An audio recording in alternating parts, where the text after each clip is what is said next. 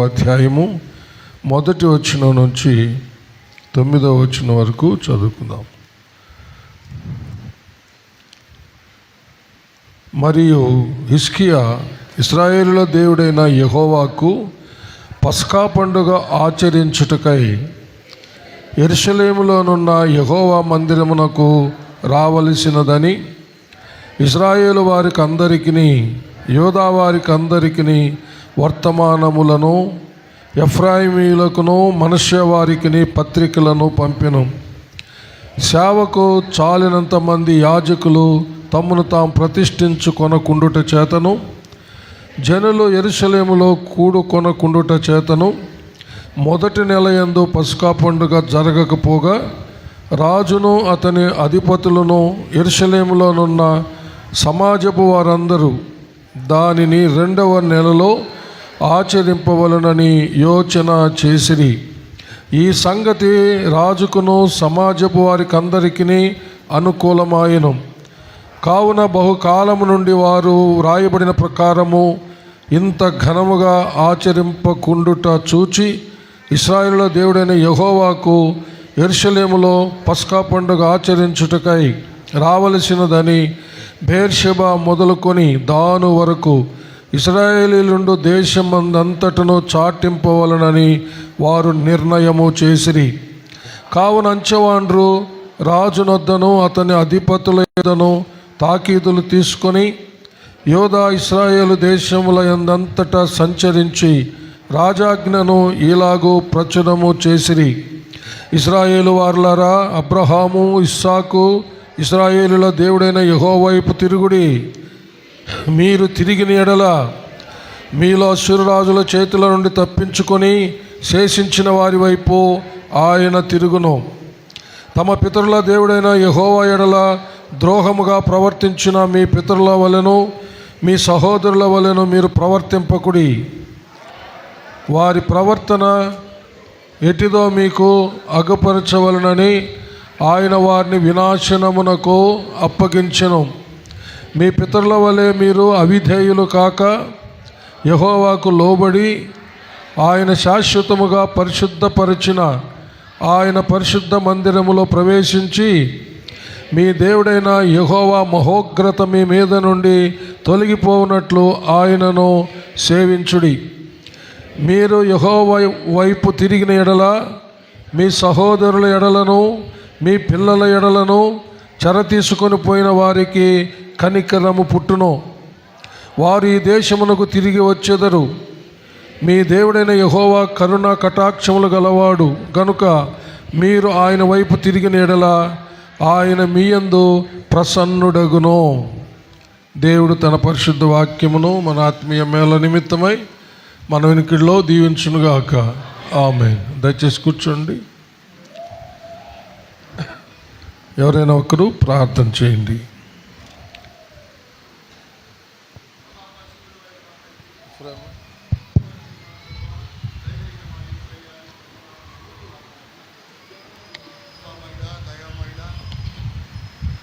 రాజులకు రాజా, ప్రభులకు ప్రభువా, నీకు వందనాలు స్తోత్రాలు నాయన. మహోన్నతుడా, మహాగణుడా, నీకు వందనాలు స్తోత్రాలయ్యా. సర్వోన్నతుడా, సర్వాధికారి, నీకు వందనాలు స్తోత్రాలు నాయన. నువ్వు జీవమగల దేవుడు నాయన. నీ రక్తమే జయమయ్యా, నీకు వందనాలు స్తోత్రాలు తండ్రి. ప్రభువా, ఇంతవరకు నాయన ఈ యొక్క పరిశుద్ధాత్మతో మమ్మల్ని నింపుకొని నాయన మాలో సంచరించినందుకు నాయన నీకు కృతజ్ఞత వందనాలు స్తోత్రాలు చెల్లిస్తున్నామయ్యా. ఇదిగో ప్రభువా, నీ దైవజనున్నాయినా నీ సిలువ సాటి మరుగుపరుచుకొని తండ్రి చదివిన అమూలమైన వాక్యంలో నాయన నీ మర్మాలు ప్రభువా ఎవరు వస్తుండగా నా తండ్రి నీ మర్మము నాయన మాకందరికీ నాయన తండ్రి మా హృదయాల్లో దాచుకొని ప్రభువా నీ కృపతో నాయన మమ్మల్ని బలపరచమని తండ్రి నీకు వందనాలు స్తోత్రాలు చెల్లించుకుంటూ ఈ కొద్ది మనవులు మా ప్రభు అయిన యేసుక్రీస్తు నామంలో అడుగుతున్నాము మా పరలోకపు తండ్రి. ఆమేన్. హల్లెలూయా.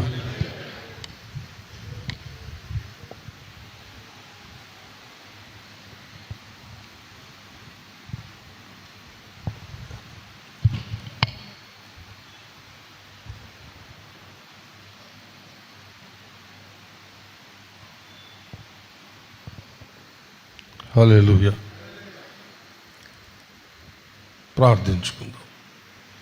మహాపరిశుద్ధుడు అయిన మా ప్రియ పరలోకపు తండ్రి, దయగలిగిన మా దేవా యెహోవా, మీకు వందనములు, స్తుతులు, స్తోత్రములు చెల్లిస్తున్నాము. మీ దీన దాసుడునైన నన్ను మీ సిలువ చాటున మరుగు చేసుకుని నాతోనూ మా అందరితోనూ మాట్లాడమని క్రీస్తు పేర వేడుకొనుచున్నాము తండ్రి, ఆమేన్. హల్లెలూయా.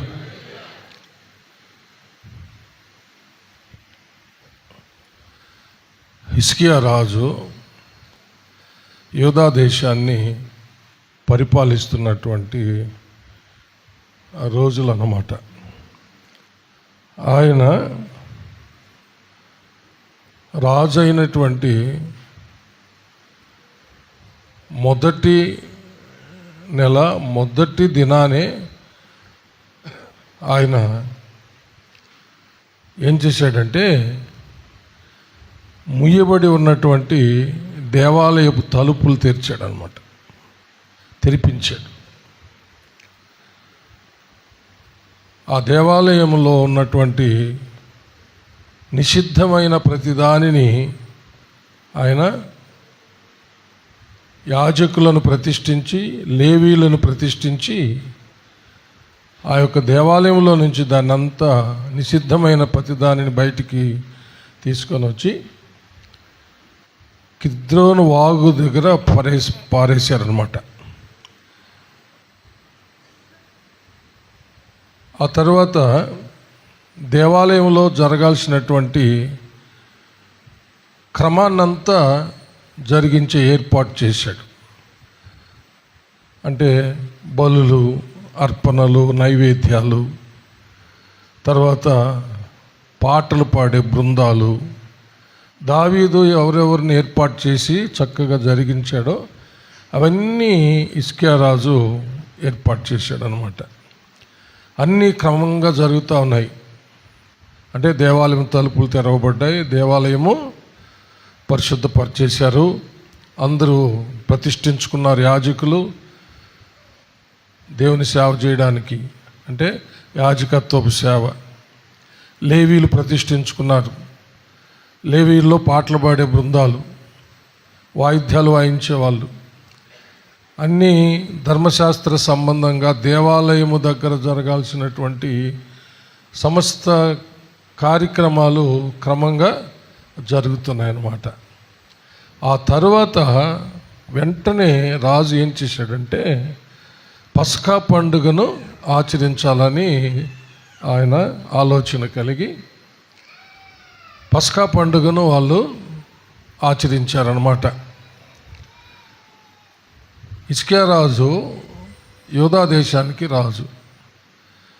అయితే యూదులందరినీ, అలాగే ఇజ్రాయేలీల్లో శేషించిన వారందరినీ పిలిపించాడు అనమాట. అంటే రెండు భాగాలైంది కదా దేశము, ఉత్తర దేశము, దక్షిణ దేశం. ఉత్తర రాజ్యము, దక్షిణ రాజ్యం. ఉత్తర రాజ్యం అని ఇశ్రాయేలీలు అష్షూరు రాజుల చేత అది పట్టబడి ధ్వంసం చేయబడిపోయింది. ఇశ్రాయేలీలు అనేక మంది సంహరించబడ్డారన్నమాట. ఇంకా మిగిలిన శేషం ఉన్నారు. హిజ్కియా రాజు ఏం చేశాడంటే, యూదా దేశానికి నేను రాజును అనుకోలేదు, ఇజ్రాయేలీలకు కూడా నేను దేవుణ్ణి వాళ్ళు పస్కా ఆచరించి దైవ దీవెనలు పొందుకునేటట్టు చెయ్యాలి అనుకున్నాడు. హల్లెలూయా. అంటే ఆ మిగిలిన అష్షూరు రాజు చేతిలో పడి నశించిపోయిన వాళ్ళు నశించిపోయారు, చంపబడిపోయారు. మిగిలిన శేషం ఉన్నారు కదా ఇజ్రాయేల్ రాజ్యంలో, వాళ్ళందరినీ పిలవనంపించాడు అనమాట. యూదా వారందరినీ పిలవనంపించాడు. అయితే మొదటి నెలలో ఏ ఒక్కరు కూడా రాలేకపోయారు వాళ్ళు. అలాగని ఆయన తన యొక్క ఉద్దేశాన్ని మార్చుకోలేదండి. హలో, అంటే మొదట పిలవనంపించినటువంటి కాలంలో వాళ్ళు రాలేదు. అప్పుడు హిజ్కియా రాజు పెద్దలందరినీ పిలిపించి ఆలోచన చేశారు, ఇలాగ రాలేదు కదా, మనం ఏం చేస్తాం ఇప్పుడు అంటే, వాళ్ళు 2వ నెలలో దాన్ని చేయడానికి వాళ్ళు సిద్ధపడ్డారనమాట. మనం అది చదివాము అక్కడ. హల్లెలూయా. 30వ అధ్యాయంలో మనం చదివిన భాగం అదే. చూడండి ఒకసారి అందరూ. మరియు హిజ్కియా ఇశ్రాయేలీల దేవుడైన యెహోవాకు పస్కా పండుగ ఆచరించుటక యెరూషలేములోనున్న యెహోవా మందిరమునకు రావలసినదని ఇశ్రాయేలు వారందరికీ యూదా వారికి అందరికీ వర్తమానములను ఎఫ్రాయిమీలకును మనష్షే వారికి పత్రికలను పంపెను. సేవకు చాలినంత మంది యాజకులు తమ్మును తాము ప్రతిష్ఠించుకొనకుండుట చేత జనులు యెరూషలేములో కూడుకొనకుండుట చేత మొదటి నెల యందు పస్కా పండుగ జరగకపోగా రాజును అతని అధిపతులను యెరూషలేములోనున్న సమాజపు వారందరూ దానిని 2వ నెలలో ఆచరింపవలనని యోచన చేసిరి. హల్లెలూయా. ఆ విధంగా పస్కాను ఆచరించడానికి, పస్కా పండుగను చేసుకోవడానికి వాళ్ళు మొదటి నెలలో కూడుకోకపోయినప్పటికీ యాజకులు లేవీలు ఆ బలులు అర్పించేదానికి తగినంత మంది ప్రతిష్ఠించుకోకపోయేటప్పటికే దానిని వదిలిపెట్టలేదు ఆయన. హల్లెలూయా. 2వ నెలలో అందరితో పెద్దలతో మాట్లాడి 2వ నెలలో ఏర్పాటు చేశారు. ఆ తర్వాత ఆ అధ్యాయం అంతా మనం 30వ అధ్యాయం చదివితే సొలొమోను రాజు తరువాత, చెప్పండి, సొలొమోను రాజు తరువాత అంత గొప్పగా పస్కాను ఆచరించింది హిజ్కియా రాజేనని ఇక్కడ మనకు కనపడుతుంది అనమాట. అంత గొప్పగా ఆయన జరిగించాడు.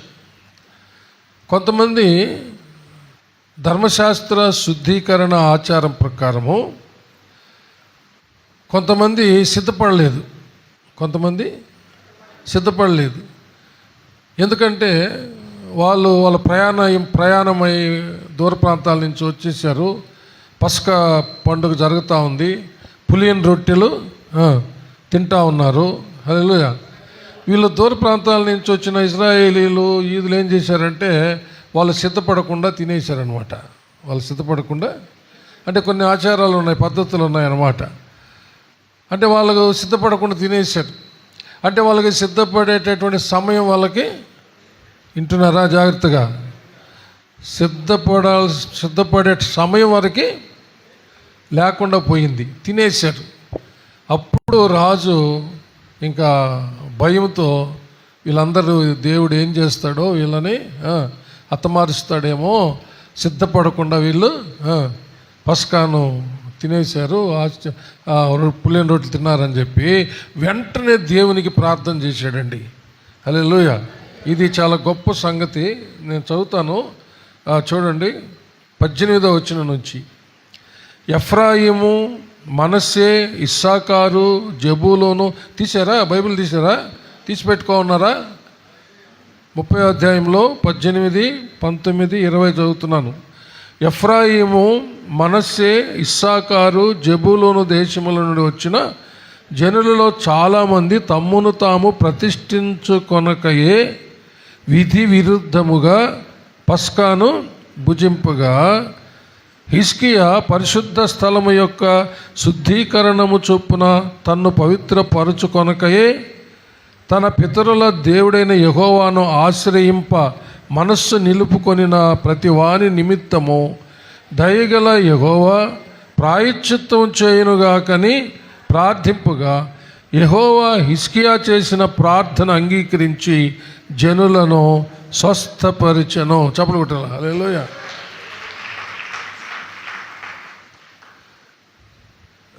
ఈ విషయాన్ని చాలా శ్రద్ధగా గమనించండి. వాళ్ళు యెహోవాను అనుసరించ మనస్సు నిలుపుకున్నారంట.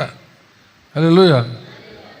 19 చివరన తన పితరుల దేవుడైన యెహోవాను ఆశ్రయింప మనస్సు నిలుపుకొనిను.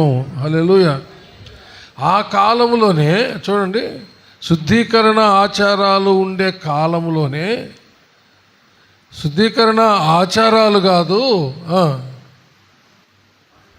వెరీ గుడ్ భలే కరెక్ట్గా చెప్పి, మనస్సు ముఖ్యమని ఇక్కడ అర్థమవుతుంది. హల్లెలూయా. చప్పలు కొడితే మనం పడతాం. ఆనాడే ఖచ్చితంగా శుద్ధీకరణ ఆచారాలు జరిగించే రోజుల్లోనే, ఆ క్రమాన్ని పాటించే రోజుల్లోనే వాళ్ళు దూర ప్రాంతాల నుంచి అంతా కూడా వచ్చేసారు. యెహోవాను ఆశ్రయించ మనస్సు నిలుపుకున్నారనమాట వాళ్ళు. అది చూచి హిజ్కియా రాజు ప్రార్థన చేశాడు, ప్రభువా నువ్వే ప్రాయశ్చిత్తం చేసేయి. అంటే ప్రాయశ్చిత్తంకు తగిన బలులు ఇవ్వాలన్నమాట. వాళ్ళంతా ప్రాయశ్చిత్తార్థ బలులు ఇవ్వాలా పస్కా భుజించాలంటే. కానీ వాళ్ళు అలాంటివి ఏమీ చేయకుండా పస్కాను భుజించేశారు. అయితే వాళ్ళంట యెహోవాను ఆశ్రయింప మనస్సు నిలుపుకున్నారంట. వెంటనే హిజ్కియా రాజు భయంతో వెంటనే దేవునికి ప్రార్థన, అయ్యా ప్రభువా, అయ్యా వాళ్ళు తినేశారు, వాళ్ళని క్షమించు, వాళ్ళ నిమిత్తం నీవే ప్రాయశ్చిత్తం చేయి. హల్లెలూయా. అక్కడ రాయబడిన మాట ఏంటంటే హిజ్కియా చేసిన ప్రార్థన, హల్లెలూయా, వెరీ గుడ్, దేవుడు అంగీకరించాడంట. మనకు సిలువలో ప్రభు ప్రార్థన గుర్తొస్తుందా? తండ్రి వీరేం చేస్తున్నారో వీరు ఎరుగురు కనుక వీరిని క్షమించు. హల్లెలూయా. ఒక దొంగ మనస్సు దేవుని వైపు తిరిగిపోయింది. ఏది? ఆ ఇద్దరు దొంగలు అప్పటి వరకు అందరితో పాటు దేవుని దూషించిన దొంగలు ఒక దొంగ మనస్సు యెహోవాను యెహోవానన్నా యేసయ్యన్నా ఆశ్రయించేసి అనమాట. యేసు నీ రాజ్యంతో వచ్చేటప్పుడు నన్ను, అంతే అదే మాట ఇక్కడ ఉండేది. ఏమని ప్రార్థన చేసిన వాళ్ళకంట, యెహోవాను ఆశ్రయింప మనస్సు నిలుపుకొనిన ప్రతి వాని నిమిత్తము దయగల యెహోవా ప్రాయశ్చిత్తము చేయునుగాక అని ప్రార్థన చేస్తున్నాడు. అంతే. చూసారా? ఆ రోజు కూడా జరిగింది అదే. ఆ ఇద్దరు దొంగలు ఒక దొంగ యెహోవాను ఆశ్రయించడానికి మనసు పెట్టాడు. యేసు నీ రాజ్యంతో వచ్చేటప్పుడు నన్ను జ్ఞాపకం చేసుకున్నాడు. హలో, నేడే నీవు నాతో కూడా పరదేశంలో ఉండు. ఏమైంది? అతని పాపమంతా యేసయ్య దాన్ని ప్రాయశ్చిత్తం చేశాడు. హల్లెలూయా. ఆ పాపాన్ని పరిహరించేశాడు. హిజ్కియా ప్రార్థన ఆలకించే ఆనాడు యెహోవాను ఆశ్రయింప మనస్సు నిలుపుకున్న వాళ్ళను దేవుడు క్షమించి వారి కోసం ప్రాయశ్చిత్తము తనే చేస్తే, హల్లెలూయా, ఎవరు? దేవుడే చేస్తే ఇక్కడ అదే దేవుని కుమారుడైన క్రీస్తు సిలువలో ఆ కార్యము చేస్తున్నాడు. చప్పులు కొట్టి దేవుని మహింపండి. ఇది ఆలోచన చేయండి. కొర్నేలు ఇంట్లో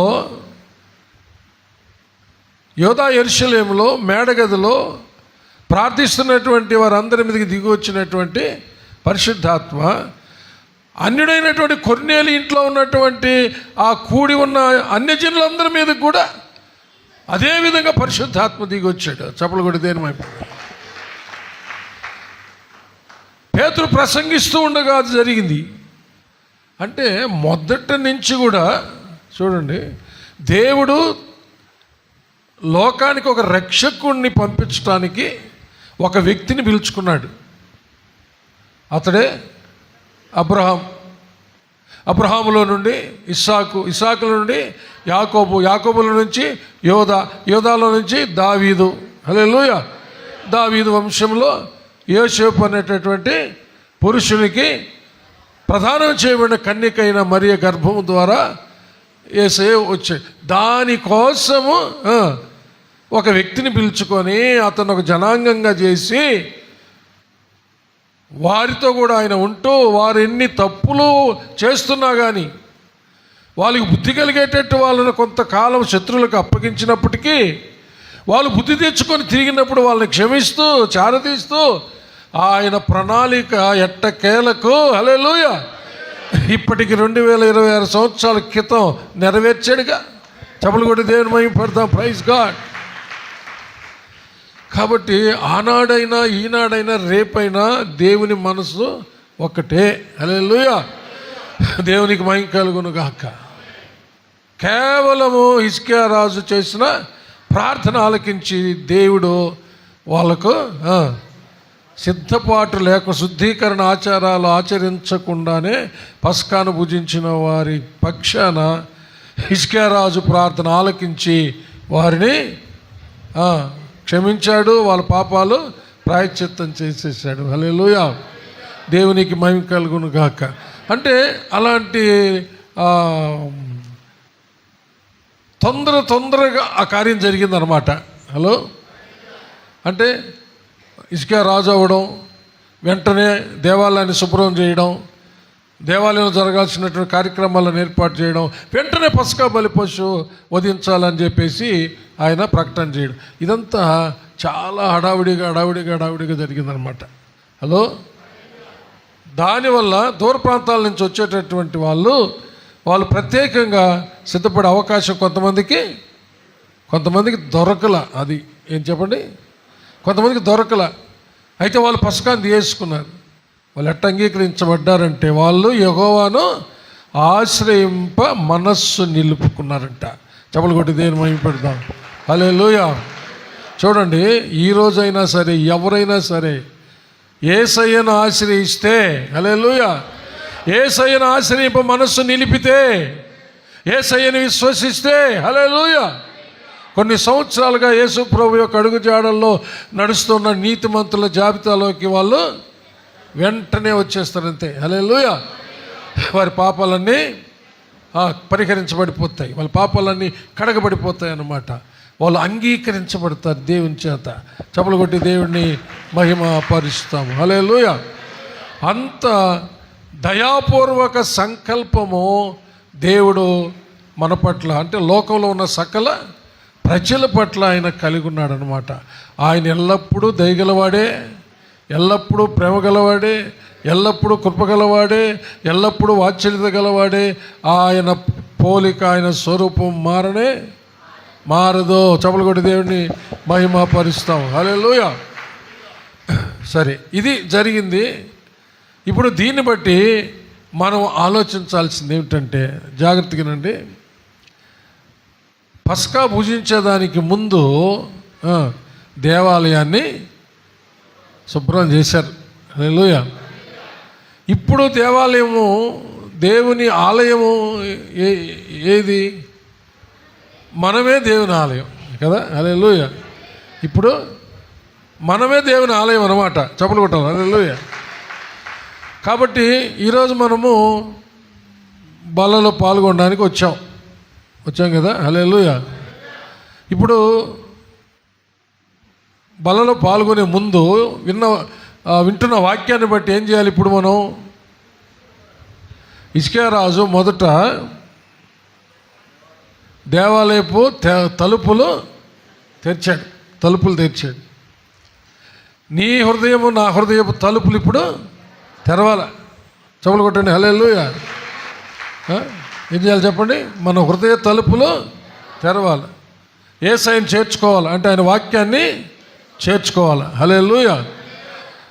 ఆ తలుపులు తెరిచిన తర్వాత వాక్యాన్ని చేర్చుకునే ముందుగా, హల్లెలూయా, ఆ యొక్క దేవాలయంలో ఉండకూడనిదంతా శుభ్రం చేయించేసాడు అనమాట. హల్లెలూయా. ఏం చేయించేసాడు? దేవాలయంలో ఉండకూడనిదంతా, నిషిద్ధమైనదంతా బయటికి తీసేసి కిద్రోన్ అనే వాగు దగ్గర అవన్నీ పారేసేవాళ్ళు, ఆ స్థలంలో పారేసేసారనమాట. ఇప్పుడు దేవాలయంలో ఉండాల్సినవన్నీ పెట్టారు. గంగాలాలు పెట్టారు, నీళ్ళు పెట్టారు, సన్నిధి రొట్టెలు పెట్టారు, దీపస్తంభము పెట్టారు, మందసం అన్నీ అమర్చేశారనమాట. హల్లెలూయా. తర్వాత యాజకత్వం చేయడానికి యాజకులు, సేవ చేయడానికి లేవీలు, పాటలు పడేదానికి పాటగాళ్ళు, అందరు వాయిద్యాలు వాయించే వాళ్ళకి అన్నీ క్రమంగా పెట్టేశాడు అనమాట. హల్లెలూయా. అంటే శుభ్రపరచకుండా చేయలేదుగా అవన్నీ. హలో, అలాగే మనం కూడా మన హృదయ తలుపులు తెరవాల్సిందే. మన హృదయంలో, మన దేహంలో, మన జీవితంలో ఏమేమి ఇంకా ఉండకూడనివి, నిషిద్ధమైనవి అంటే ఉండకూడనివి ఏమైనా ఉంటే వాటిని ఇప్పుడు మనం వాటిని తీసి ఎక్కడ పారేయాలా? పక్కన పెట్టుకోకూడదు. పక్కన పెట్టుకొని బల తీసేసుకున్న తర్వాత మళ్ళీ జేబులో పెట్టుకొని పోయేది కాదు ఇది. హలో, ఆ సమయానికి అక్కడ పెట్టుకి మళ్ళా బల తీసేసుకొని పోయి వెంటనే మళ్ళీ పక్కన పెట్టిన దాన్ని మళ్ళీ జేబులో పెట్టుకొని మళ్ళీ దాని ప్రకారం పోయేది కాదు. ఎక్కడేసారు తెలుసా వాళ్ళు? కిద్రోను వాగులో బారేశారు. హలో, అంటే ఇక అక్కడి నుంచి దాన్ని తేడానికి వీలు కాకుండా చేశారు అన్నమాట. అలాగ మన జీవితంలో కూడా ఏవైతే ఇంకా మన జీవితంలో ఉన్నాయో వాటిని ఇప్పుడే తీసి మళ్ళా దానిని తెచ్చుకునే అంత అవకాశం లేకుండా దానిని పారేయాలి. ఇంకా చెప్పాలంటే పోయిన వారం నేర్చుకున్నాం కదా, దేన్ని చంపేయాలా? విగ్రహారాధన అయిన ధనాపేక్షను చంపివేయాలని నేర్చుకున్నాం మనం ఆదివారం. హలో, దాన్ని చంపకపోతే అది మనల్ని చంపుతుంది అనమాట. అలాగనే మనం తీసివేయకపోతే దేన్నైతే ఇంకా ఒక విగ్రహంగా పెట్టుకొని దాన్ని ప్రేమించుకుంటూ ఉన్నామో అది ఒక రోజున నిన్ను చంపేస్తుంది. కాబట్టి దానిని మనము దూరంగా పారేయాలి. ఇంక మళ్ళీ దాన్ని తెచ్చుకోలేనంత దూరంగా దాన్ని తీసి పారేయాలన్నమాట. ఇక దాని జోలికి పోకుండా ఉండేంత దూరంగా పారేయాలి. మనస్సును యెహోవా వైపు తిప్పుకోవాలి. హల్లెలూయా. ఇక మీదట యెహోవానే నేను ఆశ్రయిస్తాను, యెహోవానే నేను అనుసరిస్తాను అనే ఒక ఖచ్చితమైన నిర్ణయానికి వచ్చేసి అలాగా కొనసాగినట్లయితే హల్లెలూయా మన ప్రార్థనలు దేవుడు ఆలకిస్తాడు. హల్లెలూయా, మనల్ని ఆశీర్వదిస్తాడు. చప్పలు కొట్టి దేవుని మహిమపడతాడు. మన బిడ్డలను ఆశీర్వదిస్తాడు. మనకు కలిగినదంతటిని ఆశీర్వదిస్తాడు. పస్కా భోజనం అయిన తర్వాత ఏం జరిగిందో తెలుసా? లేవీయులు నిలబడి, యాజకులు నిలబడి, రాజు అందరూ నిలబడి ప్రజలందరినీ దీవించారంట. చప్పలు కొట్టి దేవుని ప్రైజ్ గాడ్. ప్రజలందరినీ దీవించారంట. అందరూ దీవెనలు పొందుకొని పస్కాను భుజించి దీవెనలు పొందుకొని మేము మా దేవుడైన యెహోవాకు చెందిన వాళ్ళమే అని పస్కా పండుగ ఆచరించి రుజువు చేసుకొని పోయేవాళ్ళు. హల్లెలూయా. మనం కూడా దేవుని సంతకు వచ్చి ఈరోజు పస్కా బలి పశువు యొక్క మాంసము రక్తాన్ని తాగుతున్నాం కదా. హల్లెలూయా. మనం కూడా క్రీస్తు యేసు సంబంధులమని, మేము చావలేదు బ్రతికే ఉన్నామని మన ఆత్మీయ జీవితాన్ని రెన్యువల్ చేసుకొని పోతున్నాం. హల్లెలూయా. అంటే పునరుద్ధరణ చేసుకొని పోతున్నాం అన్నమాట. ఎంప్లాయ్మెంట్లో రిజిస్టర్ చేస్తే సంవత్సరానికి ఒకసారో లేక వాళ్ళు చెప్పిన టైం ప్రకారం పోయి రెన్యువల్ చేయాలి. పెన్షన్దారులంతా సంవత్సరానికి ఒకసారి పోయి ఎంఆర్ఓ ఆఫీసులో, తాలూకా ఆఫీసులో వాళ్ళు బతుకున్నామని వాళ్ళు అక్కడ అన్నీ చూపించి బతుకున్నామని రూఢిపరచుకొని రావాలి. హలో, అదేవిధంగా మనము బల్లను సమీపించేటప్పుడు నేను యేసయ్య బిడ్డగానే బ్రతుకున్నాను. చెప్పాలా? హల్లెలూయా. నేను చెప్పండి, యేసయ్య బిడ్డగానే బ్రతుకున్నాను, యేసయ్య సహోదరుడుగా బ్రతుకున్నాను, దేవుని కుమార్తెగా దేవుని కుమారుడిగా బ్రతుకున్నాను. హల్లెలూయా. నేను జీవం గల వాడిని, జీవం గల దానిని, నేను చావలేదు అంటే పాపములో పడి చావలేదని రుజువుపరుచుకొని పోవాలన్నమాట. హల్లెలూయా. దేవునికి మహిమ కలుగును గాక. అయితే ఇప్పుడు కొన్ని ఆచారాలు పద్ధతులు అనేవి ఇప్పుడు మనకేమి లేవు. హలో, అలాగని చెప్పేసి వంట చేస్తా, అంటులు తాముతా, గబగబలు వేసి పరిగెత్తమని నేను చెప్పడం లేదు. హలో, శుభ్రంగా స్నానపానాలు చేసుకొని వస్తాము. హల్లెలూయా, అంతవరకే. హల్లెలూయా. అర్థమైందా? అయితే ప్రాముఖ్యమైనది ఏమిటంటే యెహోవాను ఆశ్రయింప, యెహోవాను అనుసరింప మనస్సు నిలుపుకోవాలి. హల్లెలూయా. యెహోవాను ఆశ్రయింప, యెహోవాను అనుసరింప మనస్సు నిలుపుకోవాలా. దాన్ని బట్టి దేవుడు మన ప్రార్థనలు ఆలకిస్తాడు. మీ నిమిత్తం నేను చేసే ప్రార్థన హిజ్కియా రాజు చేసినట్టుగా నేను చేస్తే నా ప్రార్థన కూడా దేవుడు అంగీకరిస్తాం. మీకు అందరికీ దీవెనలు ఇస్తాడు. దేవుడు అట్టి కృప మనకు అందరికీ దయచేయనుగాక. ఆమేన్. ఒకసారి ఆలోచిద్దాం, మనలో ఇంకా ఏమైనా ఉన్నాయేమో వాటన్నిటినీ ఇప్పుడే తీసివేసుకుందాం. హల్లెలూయా.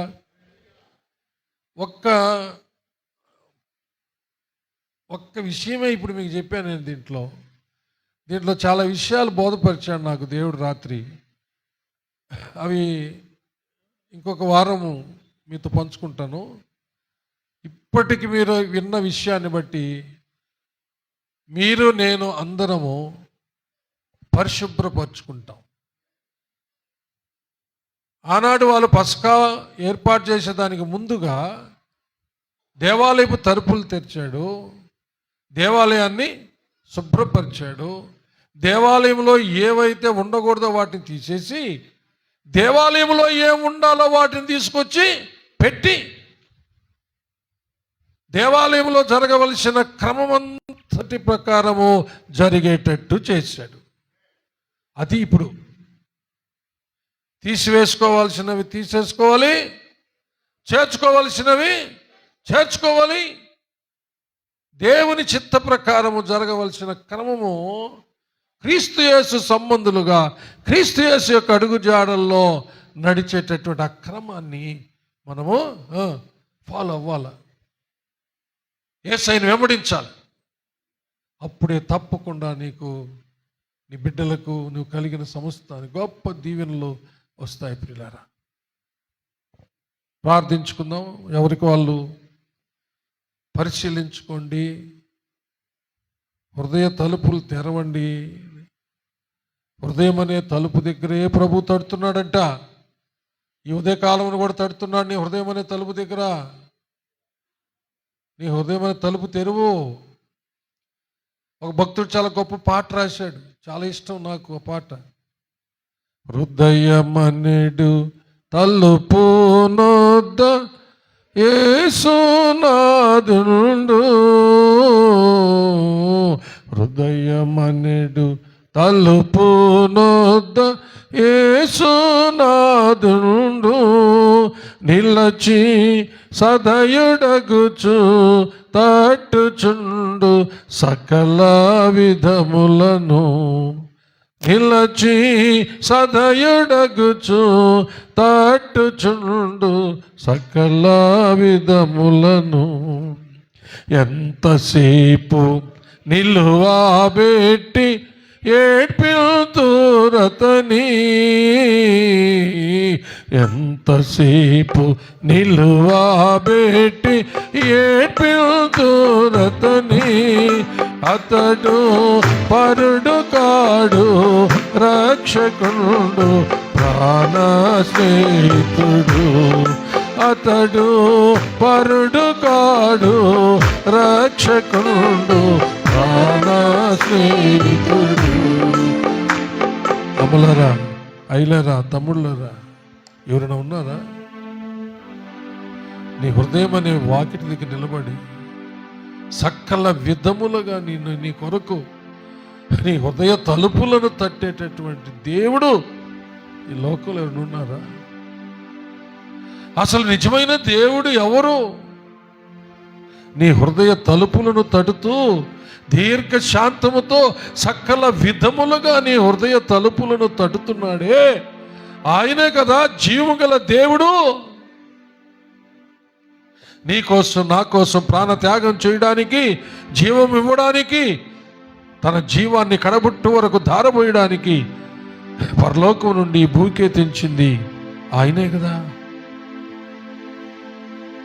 ఆయన నీకు ఎన్నిసార్లు తడుతూ ఉన్నాడో సకల విధాలుగా. ఇంకా నువ్వు హృదయం తెరవకపోతే మాత్రం ఒక రోజున ఆయన ఉగ్రతకు గురయ్యే ప్రమాదం వస్తుంది, నరకపోలయ్యే ప్రమాదం వస్తుంది. ప్రియులరా, సమయం ఉండగానే నీ హృదయం దగ్గర యేసయ్య సధేయుడై నిలిచి తట్టుచు ఉండగానే ఆయన స్వరాన్ని విని హృదయం తెచ్చి ఆయన చేర్చుకున్నావంటే నిజముగా నువ్వు ధన్యుడు అవుతావు. అంతే, నిత్య జీవానికి వారసుడు అవుతావు. నరకము నుండి, రాబోతున్న ఉగ్రత నుంచి తప్పించబడతాం. నిత్య ఆనందాన్ని కలుగజేసి నిత్య జీవంలో ఎల్లప్పుడూ నీ ప్రియుడు, నా ప్రియుడు, మన ప్రియుడైన ప్రభువుతో నిత్యము ఆనందిస్తూ ఉంటాం పిల్లరా. హల్లెలూయా. రబాబాబా శంకర. హృదయాన్ని తెచ్చుకో. ఇంకా నీ ప్రభువుకి ఏదైనా అడ్డుగా ఉంటే తీసేసి ప్రభువుని వెంటనే చేర్చుకో. ఒకవేళ ఏదైనా మానాలనుకున్నా మానలేకపోతుంటే ప్రార్థించు. ప్రభువా, మానాలనుకున్నా మానలేకపోతున్నాను, దయతో నాకు సహాయం చేయండి. ఎన్నోసార్లు మానాలనుకుంటూ ఉన్నాను కానీ మానలేకపోతున్నాను ప్రభువా. దేవా, మా ప్రార్థన ఆలకించుము, వాటిపైన మాకు విజయాన్ని దయచేయండి అని చెప్పి అడగండి. నిజంగా అడగండి. యెహోవా మిమ్మల్ని ఆశ్రయించి మీ మీద మనస్సు పెట్టుకొని మిమ్మల్ని అనుసరించడానికే నాయన మేము తీర్మానించుకున్నాము, కానీ కొన్ని బలహీనతలు మమ్మల్ని వెనక్కి లాగుతున్నాయి ప్రభువా, దయతో నాయన వాటి నుండి మాకు విడుదల దయచేయండి అని అడిగితే 2026 సంవత్సరాల క్రితం సిలువలో మన సకల పాపములకు ప్రాయశ్చిత్తం చేసిన దేవుని యొక్క ప్రాయశ్చిత్తం నీకు వచ్చేస్తుంది. అలాంటి వారికి ఇప్పుడు కూడా వస్తుంది, విడుదల కలుగుతుంది. దేవుడు అంగీకరిస్తాడు. హిజ్కియా రాజు ప్రార్థన అంగీకరించిన దేవుడు మన ప్రార్థనలు తప్పకుండా అంగీకరిస్తాడు. అయితే ఆయనను ఆశ్రయించాలి, ఆయన అనుసరించాలి. ఆయనను అనుసరింప, ఆయన ఆశ్రయింప మనస్సు నిలుపుకోవాలి, ఆయన్ని సేవింప మనస్సు నిలుపుకోవాలి. ప్రార్థించుకుందామండి. ఎవరైనా ఒకరు విన్న వాక్యాన్ని బట్టి ప్రార్థన చేస్తారా?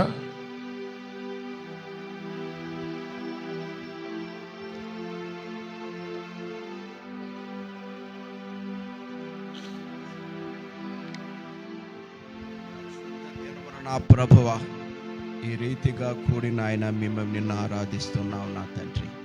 అయ్యా, ఈ హృదయ కాలములో నా తండ్రి నాయన నీ దయదాసుని నా తండ్రి ఆత్మపూర్ణులుగా చేసి నా తండ్రి, అలనాడు నా తండ్రి హిజ్కియా రాజు యోధా దేశమును పరిపాలిస్తున్న దినాల్లో నా తండ్రి నాయన ప్రభు ఎలా నా తండ్రి నాయన ఆయన వచ్చిన మొదటి నెలలోనే నా తండ్రి ఆ దేవాలయము అశుభ్రతగా ఉందా నా తండ్రి నాయన.